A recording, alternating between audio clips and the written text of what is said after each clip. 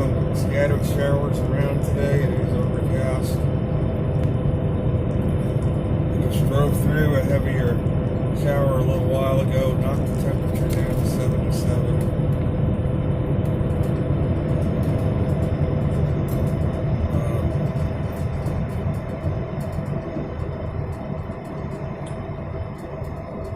So I spent the night, last night in West Memphis, Arkansas.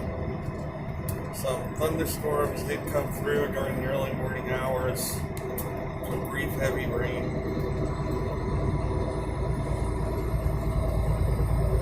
And those have moved on to the east.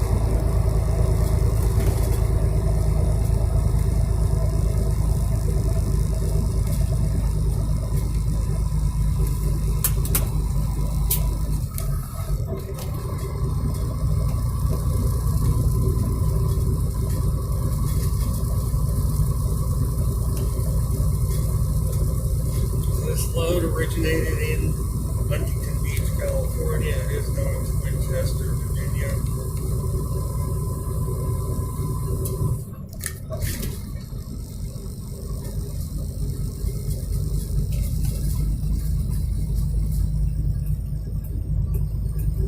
Bit of concern yesterday because the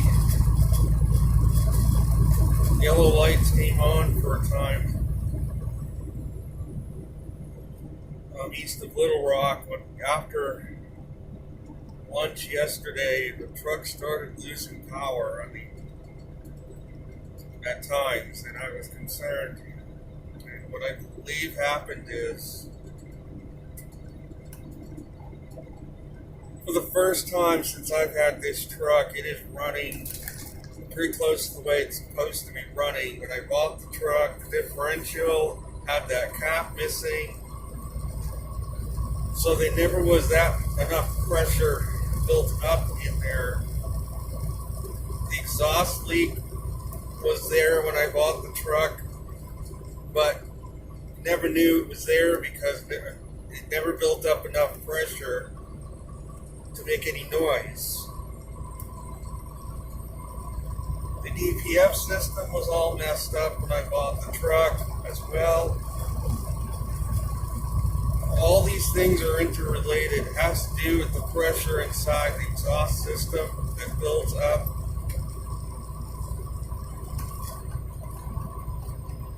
And for the first time since I've had the truck, the exhaust system, the DPF system, and the differential are all working the way they're supposed to be working. All three of them, finally, are working optimum. So what I think happened yesterday was, over the last 2 weeks, because it's been running normally, it blew a lot of stuff onto the filter, began to plug it up very rapidly with soot. All this residual stuff got blown through the system that had been built up over time. So the lights came on yesterday, and I was really afraid. I thought I was going to have another breakdown, and then today I was going to be shut down again. But the light went off after an hour, has not come back on. And that happened after I started losing the power, and I believe the truck was losing power because the filter was plugged up with a lot of soot. And obviously airflow is reduced. The truck is going to not have power to it. And of course, before the exhaust leak was fixed, that would not have been a factor because the air was coming out through the leak and was not building up pressure behind that filter like it normally should. So a lot of it, instead of getting blown out through the leak, went right onto the filter. And that kicked the light on, but after about an hour, the truck kicked in. I heard it kick into a burn mode, and the soot burnt off. The light went off when that happened. It started to burn the soot off the filter like it's supposed to. by injecting more fuel into the system to create the heat needed to burn it off automatically. And it did that, and the light went out. I knew it did that because my fuel mileage went down. So I knew that extra fuel was going into the system to burn that stuff off by creating extra heat.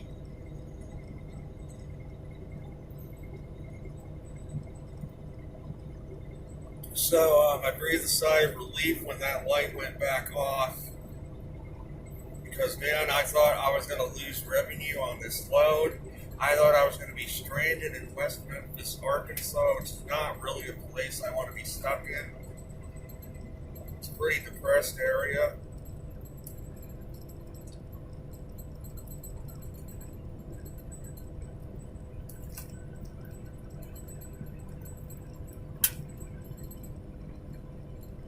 So that's what I think happened.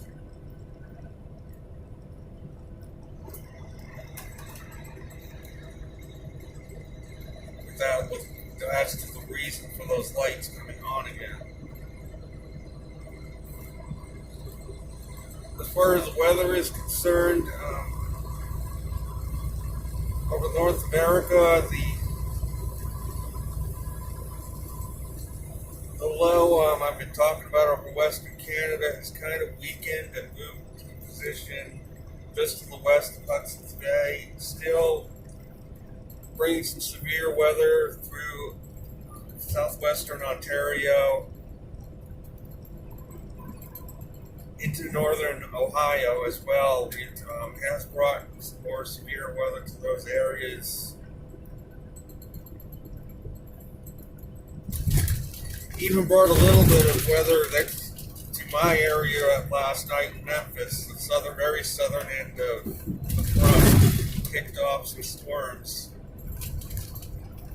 in Arkansas that eventually, in the early morning hours, moved through my area I was in.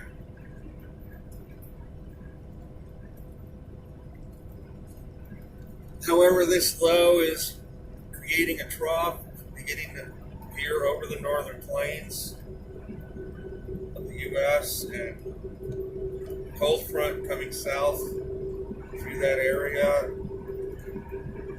And then we have another low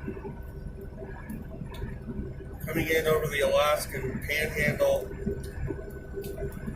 and we'll be moving into Western Canada next couple of days, bringing some unsettled weather to British Columbia. However, this will not get down into the Pacific Northwest due to a blocking anticyclone, and that is what is creating this heat wave out west. We got that high pressure sitting there, but the reason for that, and again, very few people are talking about what's causing this ridge. I looked. We have a tense area of low pressure off Kamchatka, Russia, and it's creating an accordion effect across the Pacific where this low is taking energy from that low I mentioned over eastern Russia, that huge vortex. The energy from that is transferring to this other low now off of Kamchatka, so that low is intensifying now into a major low pressure center. This is kicking up a ridge to the east of it over the date line, international date line. There's a ridge forming there in response to this low. Then we got that other low over the Alaskan Panhandle, which is front from that is driving south over the eastern Pacific. So we have a trough diving south over the eastern Pacific Ocean, really diving far south. So what that's doing is like an accordion. Downstream, a ridge is being formed over the western U.S., and then now a trough is forming over the northern plains downstream from that. A ridge is going to pop up over the western Atlantic and so on down the line. It's going to create a very amplified pattern in the hemisphere.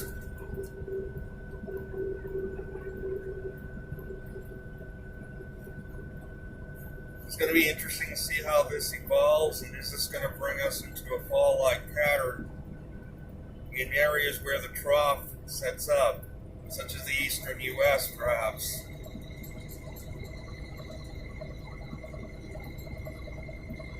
So they're talking about this heat wave out west, and really it has nothing to do with global warming. As a matter of fact, true global warming would make a heat wave less likely because you don't have the jet stream doing what it's doing right now, dipping way south, forming ridges that go way north. You would have a flow off the Pacific in that area that would be much more prevalent.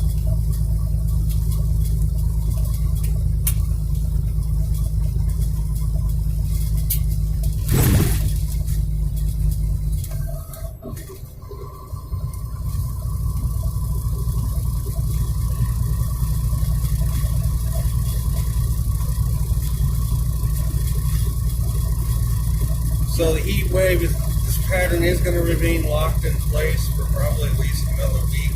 So we're going to hear all kinds of things on the news about how the heat out west is so terrible. What they're not going to talk about, though, is the trough over the eastern Pacific that's causing that ridge to pop up. They're not going to talk about the low off Kamchatka, Russia, which is strengthening and causing all this downstream to happen from it. Without that low off Kamchatka, we'd have no heat wave in the west.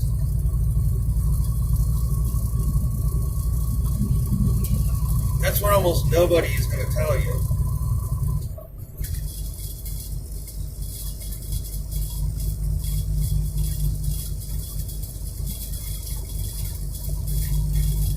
Now, getting over to Europe, we have that low that was over the Bay of Biscayne moving slowly east. It's coming up on the western tip of France there. It's beginning to come on shore, picking up a lot of thunderstorm activity over portions of France.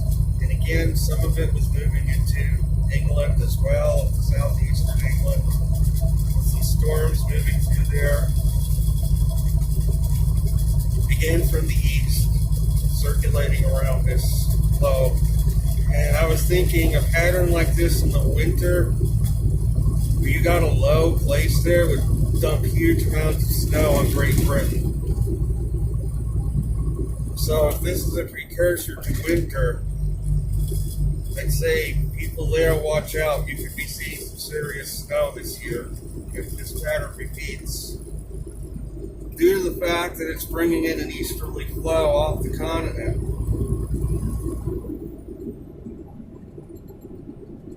And moisture circulating around would dump huge amounts of snow on England and London even, perhaps, with this kind of pattern. As well as France and northern Italy. Northern Italy also was getting some storms from this system as it's beginning to move closer.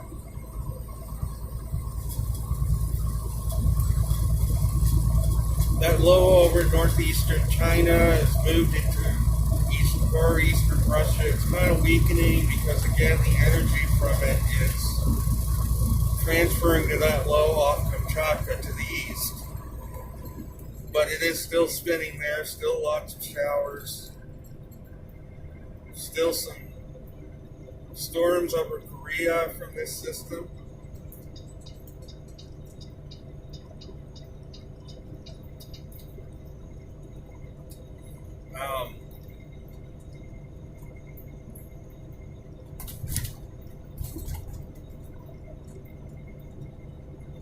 So going to the southern hemisphere, we have that low that's kind of not moving much, south of Sydney to the east, and it seems like the systems there are also locked in place for now. They're not moving much. We have a high pressure still sitting over New Zealand, holding off that weather from that low, for now at least. For South America, we have another weather system that's been moving through southern Argentina, dumping more snow, very likely in that area.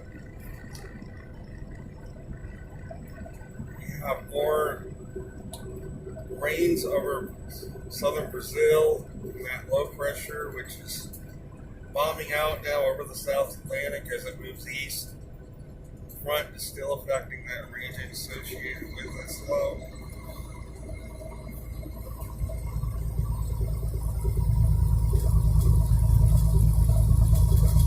So, a lot of wintry weather again in southern Argentina.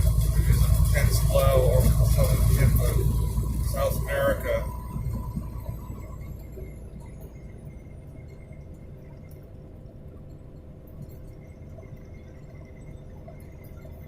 Now for the tropics, again, there currently is no tropical storms or hurricanes on a global scale right now, none whatsoever. We're getting to the second half of August, supposedly the peak season beginning, and we have no activity.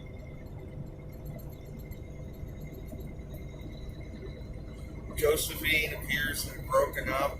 That tropical storm, I don't think really was ever.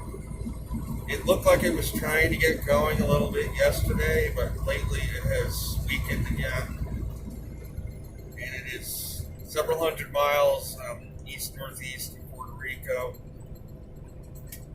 in the Atlantic, and it may affect Bermuda, maybe perhaps next week. Remains to be seen.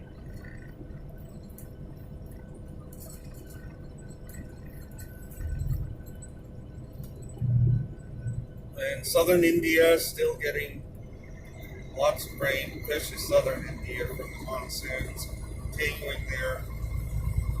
The system over Africa has moved offshore, but looks like it's dying because I don't think the water in that region is that warm to sustain development. So it appears it is kind of fizzling out at the moment. We have another system moving through Central Africa, bringing some heavy rains. That will move west to see what that does next week.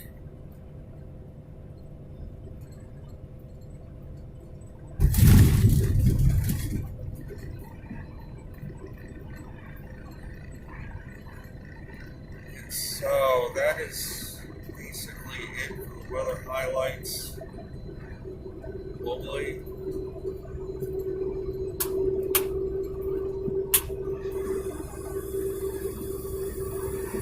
One more thing, still lots of heavy rain over Central America, especially the usual places, Panama.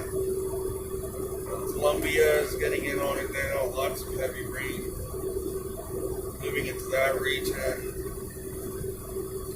South of Acapulco along the Mexican coast, there's another cluster of very heavy thunderstorms through there, moving out into the Pacific.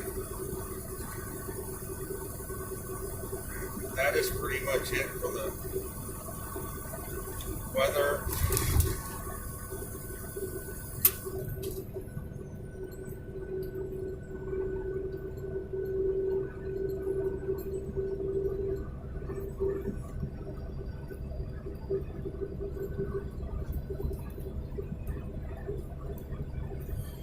On my research and mind control, there is a lot more mind control going out there than meets the eye.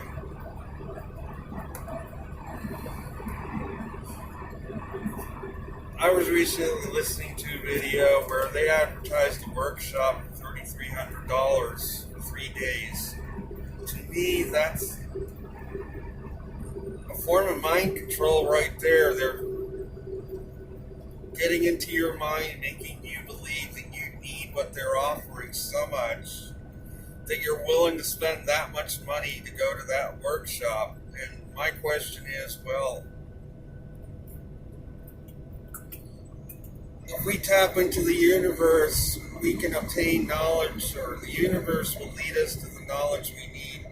We will not have to pay anything for it. Why do we have to pay so much money for knowledge when it's out there already? It's in us, it's out there. Well, we're led to believe that that's not the case. So we pay all this money to go to these things when we can achieve it without, we can get the knowledge ourselves. The universe will lead us to it.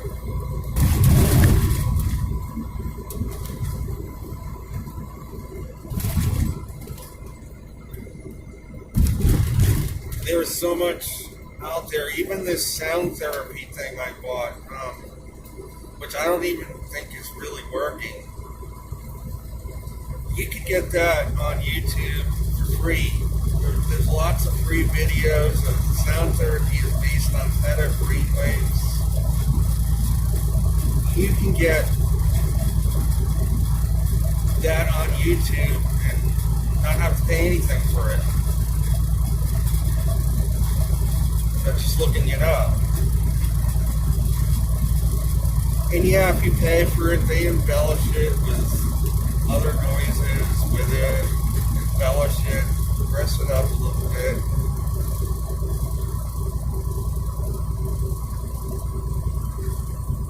But as I said yesterday, mind control, there is so much of it going on out there where they make us feel we need to have a certain product, or whatever it is, or knowledge, and they try to make us believe that we have to spend huge amounts of money to acquire this knowledge.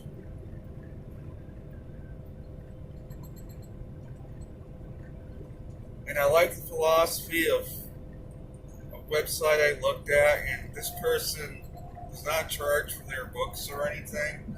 She basically said, if you want to make money, go out and get a real job. If you really want to help people, don't charge them humongous amounts of money in the process. If you want to make a living, go out and do a real job. Get a real job. I'm not saying there's anything wrong with making a living off of helping others. There is nothing wrong with it. But man, a 3-day workshop for $3,000? To me, that's really, that is mind control. For somebody to pay that amount of money for just 3 days for something, they are, in my humble opinion, they are mind control.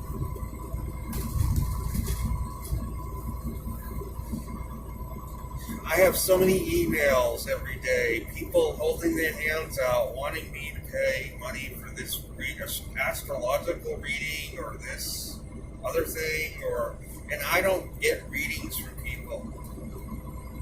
I feel that knowledge is within. You don't have to get readings from other people. You know within what's what. You tap into it. You're getting readings from other people. You're stepping out of your own power and giving it to somebody else.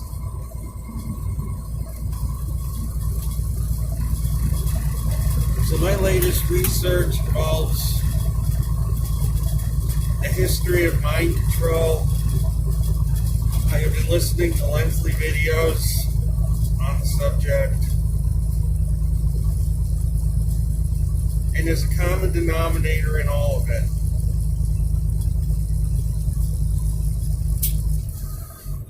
They come up with some solution to your problem, but there's a very high price for it.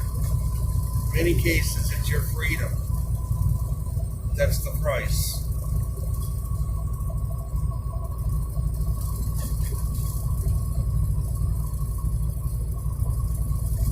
Is that a price worth paying? Definitely not.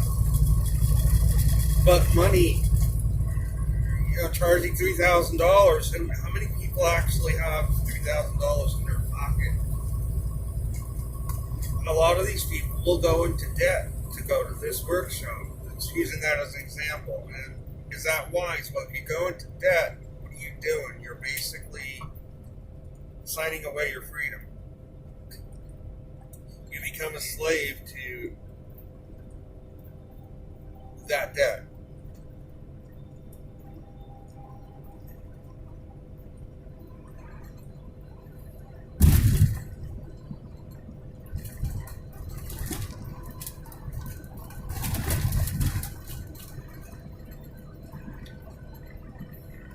As I said yesterday, I stepped up my research on this because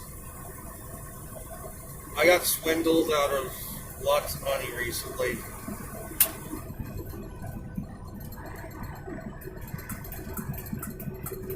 And I'm not saying I take responsibility for it, which is why I'm doing more research to prevent this from happening again.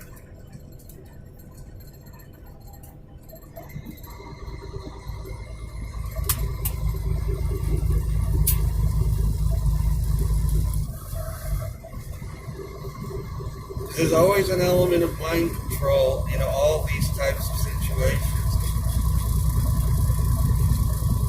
And we have to increase our awareness so that we don't fall prey to it. The interesting thing today is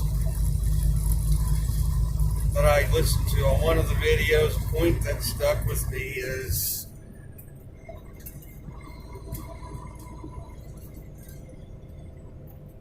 we can just be a pansy in this world, or we can grow teeth when we need to. Which is better?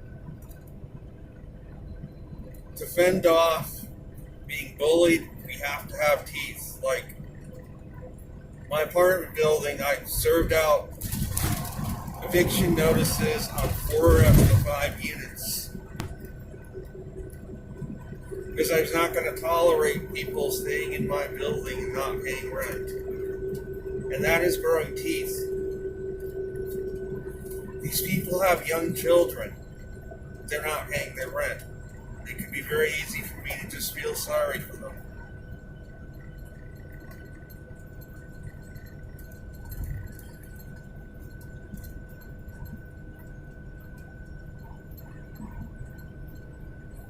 I mean, yeah, they did meet me in person. I do have a very nice demeanor. But that doesn't mean I don't have teeth.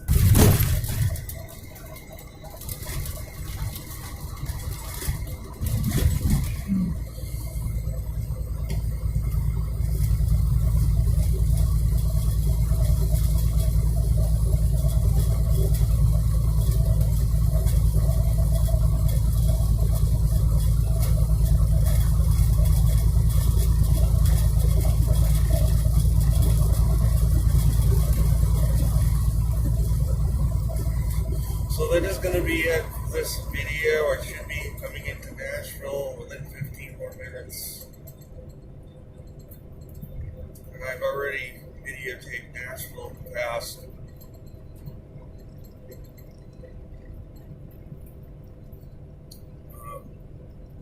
Seems like the weather is now improving. There are some showers around, as I said earlier. When I left, it was pouring. When I left where I ate lunch.